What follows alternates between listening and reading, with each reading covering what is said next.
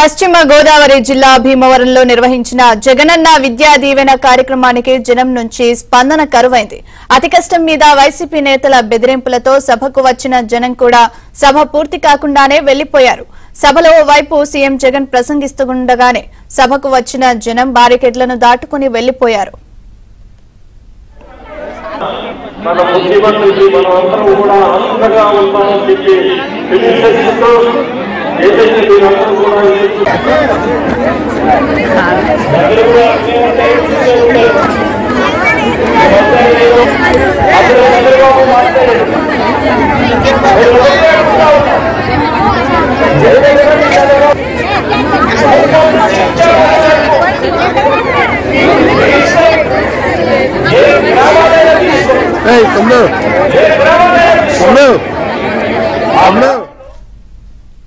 చూస్తున్నాం. పశ్చిమ గోదావరి జిల్లా భీమవరంలో నిర్వహించిన జగనన్న విద్యా దీవెన కార్యక్రమానికి జనం నుంచి స్పందన కరువైంది.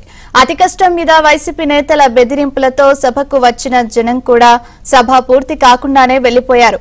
సభలో ఓవైపు సీఎం జగన్ ప్రసంగిస్తుండగానే సభకు వచ్చిన జనం బారికేడ్లను దాటుకుని వెళ్లిపోయారు.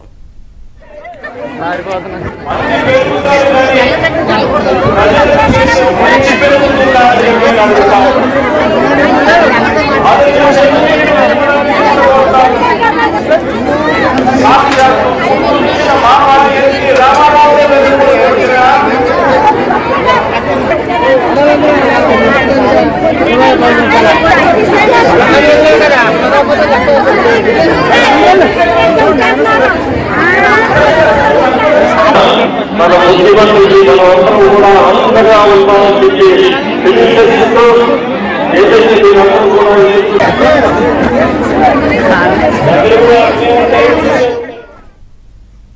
మరిన్ని అప్డేట్స్ మా కరెస్పాండెంట్ రాంబాబు అందిస్తారు. రాంబాబు, చూస్తున్నాం బలవంతంగా జన సమీకరణ చేసి సభకు తరలించారు జనాన్ని. అయితే సభ మధ్యలో నుంచే జనం వెళ్లిపోతున్న దృశ్యాలను మనం చూస్తున్నాం. సో ప్రెజెంట్ సిచ్యువేషన్ ఏంటి, అప్డేట్స్ ఏంటి? ప్రియాంక, సీఎం జగన్ సభ అయితే కొద్దిసేపటి క్రితం ముగుతుంది. వాస్తవంగా ఆయన 12 గంటలకు మాట్లాడుతుంది. 12:30కి ఆయన మీటింగ్ అయిపోతుంది. కానీ సీఎం జగన్ మాత్రం తన స్పీచ్ ని 12:30 గంటలకు స్టార్ట్ చేసి 1:30 వరకు కొనసాగిస్తూనే ఉన్నారు. దీంతో సభకు వచ్చిన వారిలో అయితే తీవ్ర అసహనం అయితే నెలకొంది. ప్రధానంగా సీఎం జగన్కు భారీగా జనసమీకరణ చేశారు. ప్రధానంగా డ్వాక్రా మహిళలు అయితే దాదాపు 5,000 మందిని తరలించారు. అదేవిధంగా విద్యార్థులు కూడా భారీగా తరలించారు. సుమారు 10,000 మంది వరకు ఉంటారని చెప్పి అంచనా.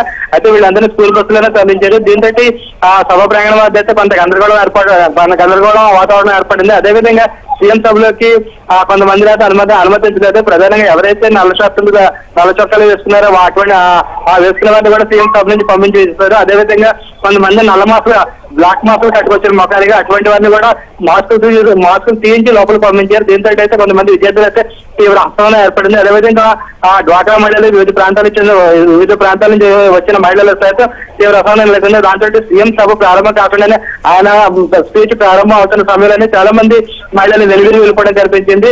భారీ సంఖ్యలో వీళ్ళు ఉన్నారు. సీఎం సభకు భారీ జనసమీకరణ చేశామని చెప్తున్న అధికార పార్టీ నాయకులు చేశామని చెప్తున్నప్పటికీ ఆ సభలో మాత్రం మహిళలు ఎక్కువసేపు ఉండడానికి అయితే ఎక్కువగా ప్రాధాన్యత ఎవరైతే చాలా మంది జగన్ మాట్లాడడం మొదలు పెట్టగానే చాలా మంది బయటకు వచ్చేస్తారు.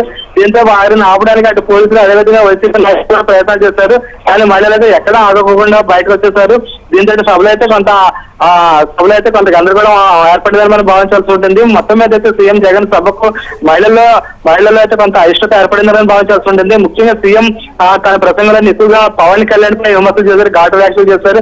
అదేవిధంగా చంద్రబాబు మీద కూడా ఘాటు వ్యాఖ్యలు చేశారు. దీంతో కొంతమంది మహిళలు అయితే తీవ్ర అసహనం వ్యక్తం చేశారు. అదేవిధంగా సీఎం తన ప్రసంగంలో ఎక్కువగా తాను అమలు చేస్తున్న పథకాలు వాటి గురించి ఎక్కువగా సొంత డబ్బా కొట్టుకున్నారనే ప్రచారం అయితే మహిళలు ఎక్కువగా సాగింది. అయితే ఆ ప్రచారానికి సంబంధించి కొంతమంది మహిళలు బయటకు వచ్చి వ్యంగ్యంగా మాట్లాడడం అయితే జరిగింది. ఆయన అయితే పథకాల గురించి చెప్తున్నారు తప్ప అది సక్రమంగా అమలవుతున్న దాఖలాలు ఎక్కడ లేవని చెప్పి చెప్తున్నారు. అదేవిధంగా విద్యార్థులకు సంబంధించి విద్యా దీవెన, వసతి దీవెన ఇలా రకరకాల పథకాల గురించి సీఎం జగన్ తన సభలో చెప్పుకొచ్చారు. అయితే కొంతమంది విద్యార్థులు బయటకు వచ్చి ఎక్కడ మాకు ఆయన చెప్తున్నట్టు ఫీజులు కానీ లేకపోతే ఇతర ఫీజు రియంబర్స్మెంట్లు కానీ తమ ఖాతాలో జమ అవడం లేదు. దాదాపు 2-3 నెలల నుంచి ఇదే పరిస్థితి ఉందని చెప్పేసి కొంతమంది విద్యార్థులు వ్యాఖ్యానిస్తూ వెళ్ళడం జరిగింది. అయితే వీళ్ళు మాత్రం మీడియాతో మాట్లాడడానికి అయితే విద్యార్థులు అయితే అంగీకరించలేదు.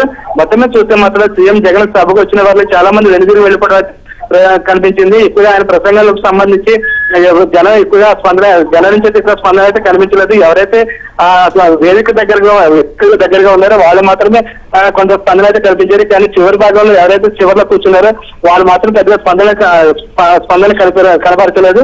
అంతేకాకుండా వాళ్ళైతే జగన్ మాట్లాడడం ప్రారంభించగానే